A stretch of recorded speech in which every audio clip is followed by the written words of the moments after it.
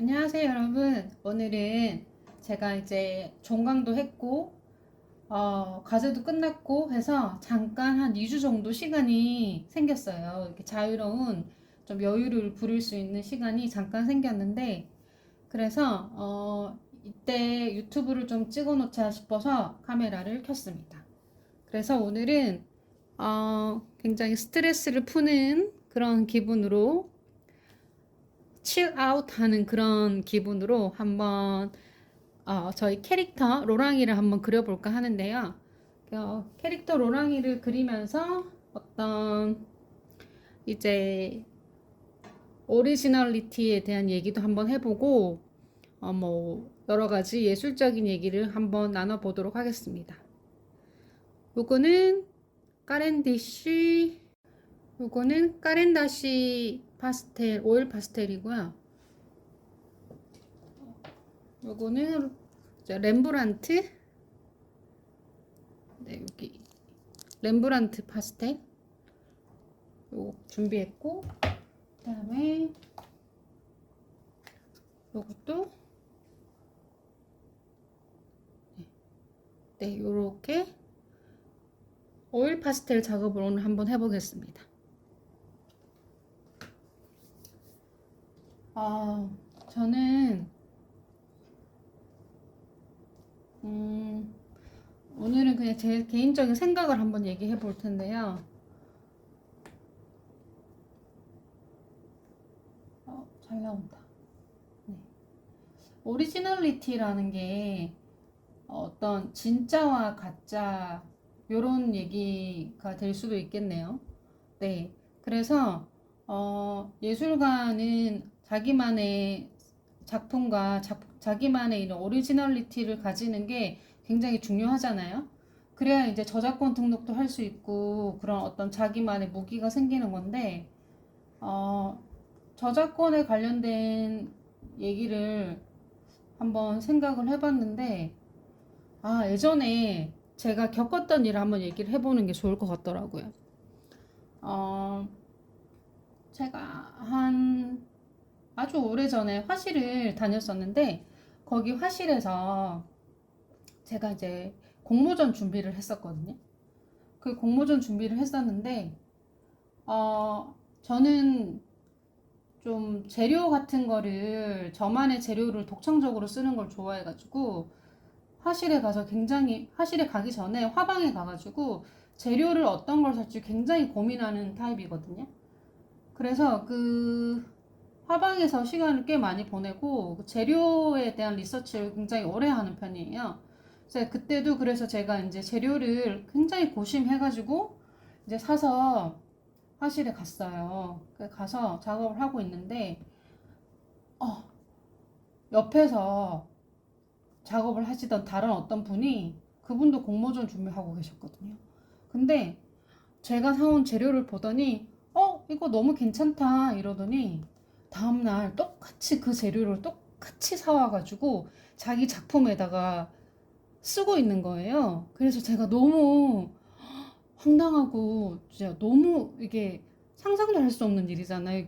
저는 그런 게 당연히 어떤 뭐라 그러지? 예술가로서의 양심과 도덕성이 있는 사람이라면 그런 짓을 하면 안 된다고 생각을 하거든요. 근데 그렇게 당당하게 굉장히 뻔뻔하게 그거를 저하고 재료를 똑같이 사와가지고 자기 작품에다가 쓰고 있는 거예요. 저는 제 재료를 한마디로 강탈당한 거잖아요. 그러니까 착취당한 거잖아요. 제 아이디어를.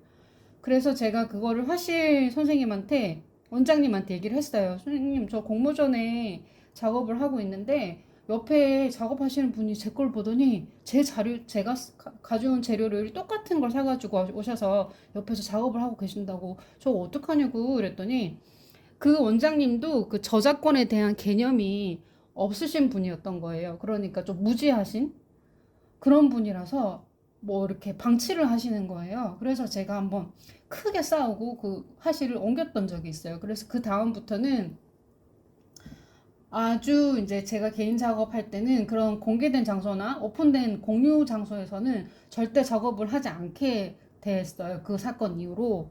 그리고 이제 제가 그때 더 이제 저작권에 대한 어떤 필요성을 더 크게 느껴가지고 그때부터 정말 이제 저작권을 더 열심히 등록을 했었던 것 같아요. 저는 작업이 끝나면 바로 저작권 등록을 하거든요. 그래서 학교 과제 발표할 때도 저작권이 등록되지 않은 작품은 학교 과제에서도 저는 발표를 하진 않아요.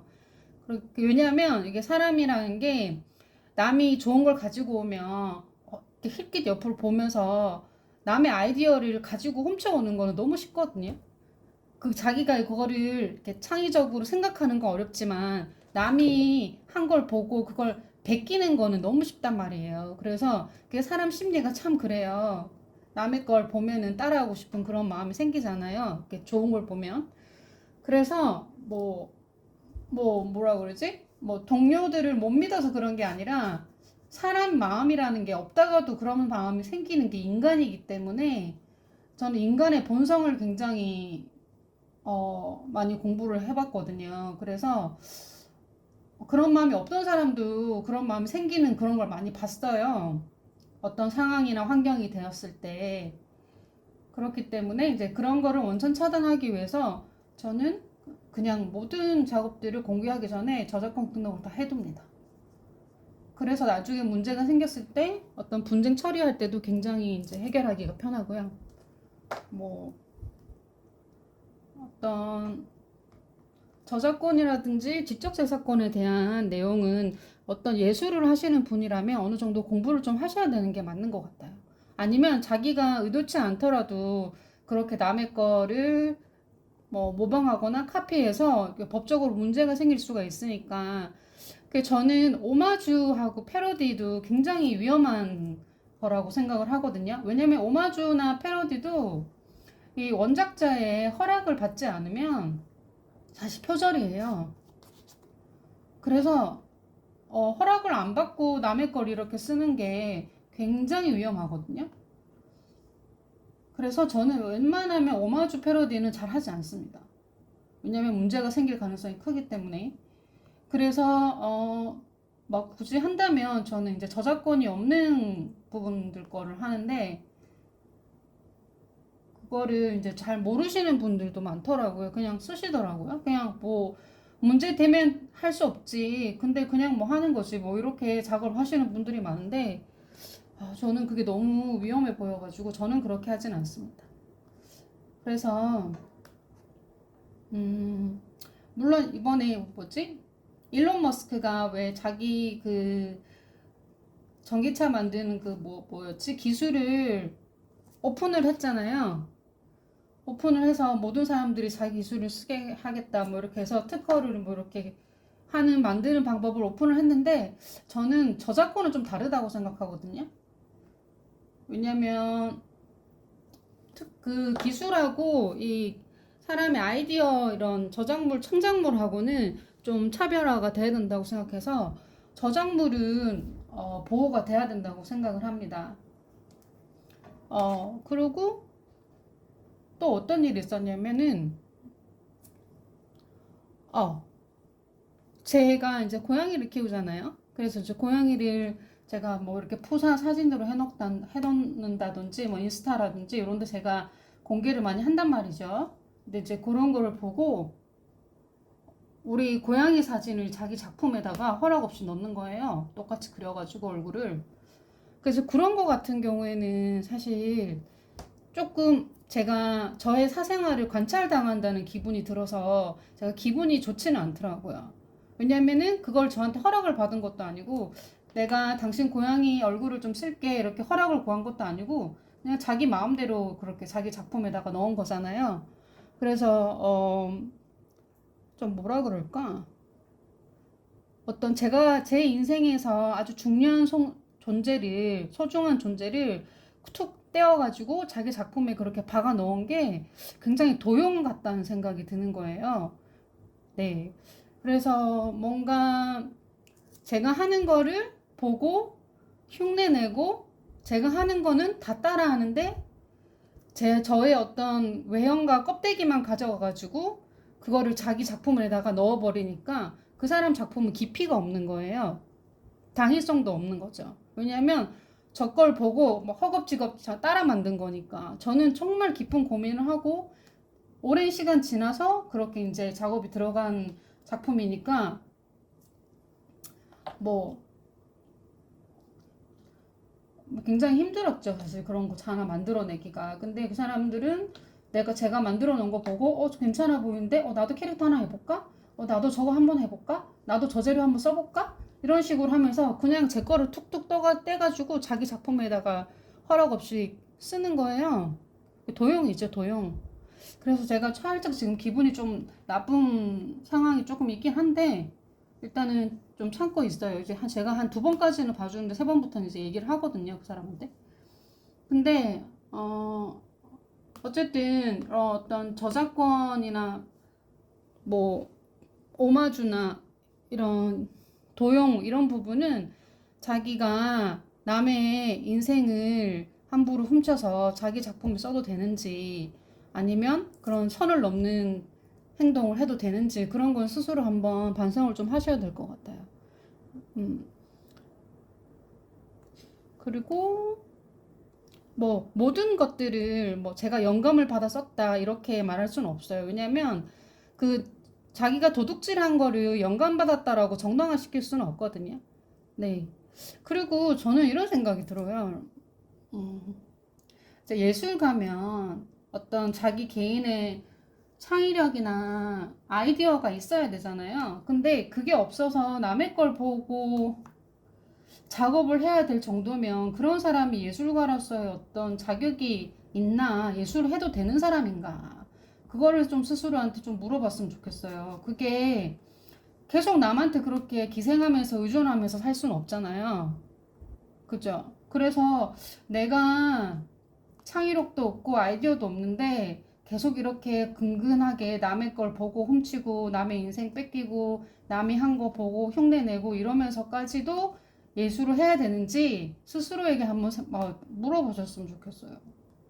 이 길이 맞나? 그죠?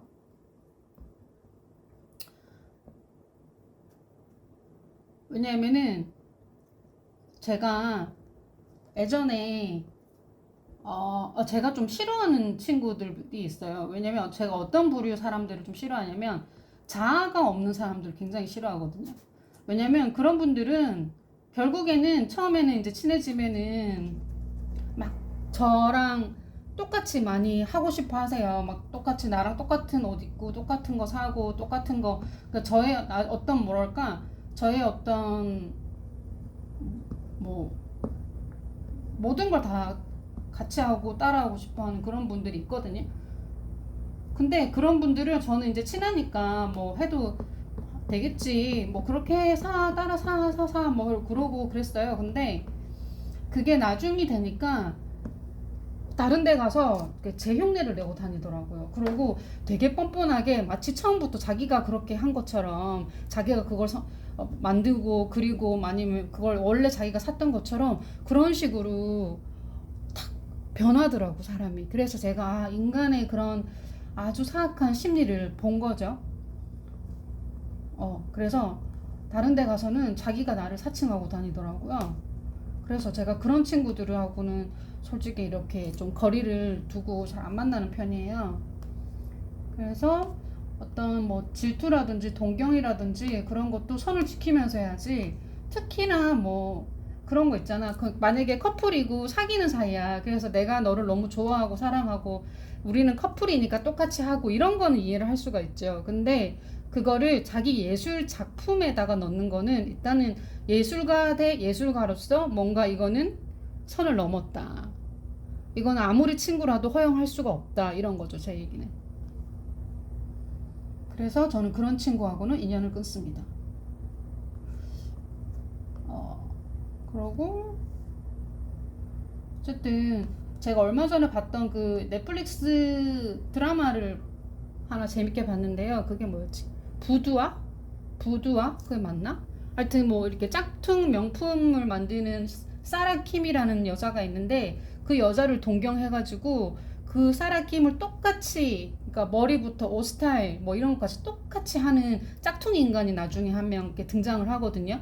그래서 그 사라 킴을 사칭하고 다녀요. 그런 걸 보니까 저는 그런 게 너무 소름이 끼치더라고요. 그런 사람들이 내 주변에 있을까봐 저는 애초에 차단을 좀 하는 편입니다. 네. 그리고 옛날에 또 드라마에 그 뭐지? 치즈 인 더 트랩인가? 거기서 손민수? 걔도 그런 애였잖아요. 손민수가 너무 부럽고 막 따라하고 싶고 그래가지고 손민수 걔 이름이 손민수였지.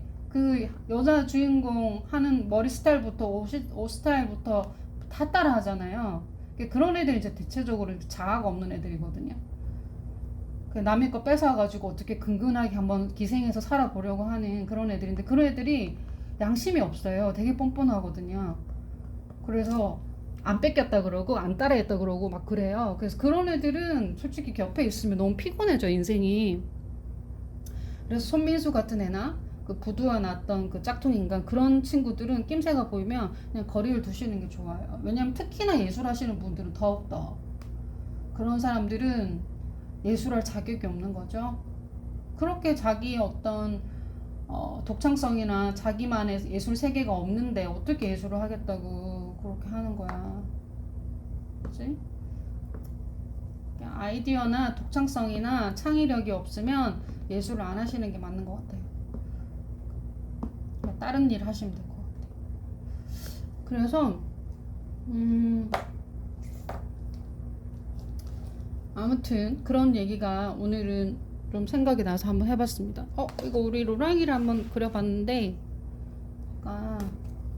어디다가 적을까? 여기다가 우리 로랑이를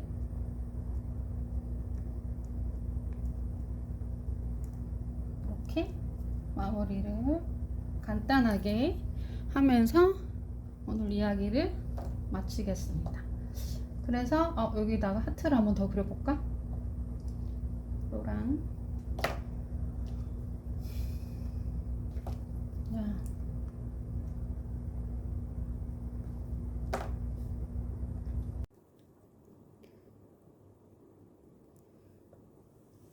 자, 요 제품이 이제 시넬리에거든요.